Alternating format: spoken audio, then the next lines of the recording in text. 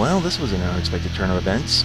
In my last show, I questioned why Trion would change the core mechanics of Defiance with their 5th DLC. I said in that show that it was money, and what happened next either makes me look like an idiot or Nostradamus.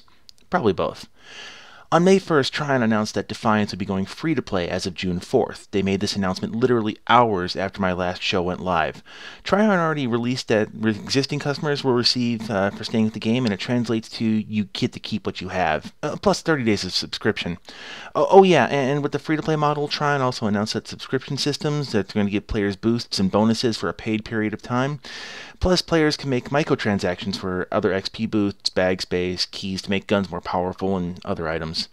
To say the least, this has created a community uproar. There have been comments like, "We paid to beta test your free-to-play game, and you promised you would never do this." That's been common, and even off the Trion forums, players are saying that Trion is giving the middle finger to its customers at this point. In their press releases, Trion keeps on saying that there's no tricks, no traps, but that said, this whole thing feels really underhanded.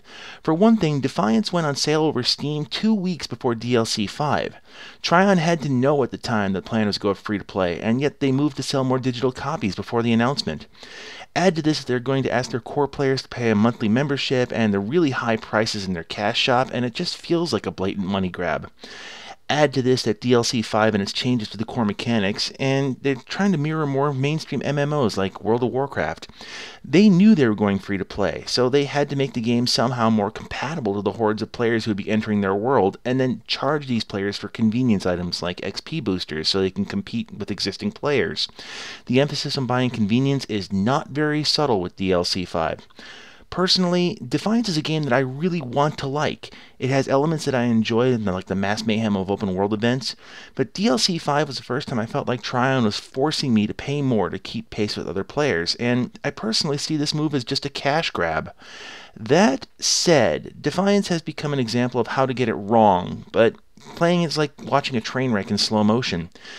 That said too, I'm gonna keep on playing the game. If nothing else, I'm now going to play just to challenge myself to see how far I can get before hitting a paywall. I expect to hit one when my gear isn't enough to dent whatever monster they put in the Season 2 expansion, but until then, I'll happily take the underdog title. I'm used to that.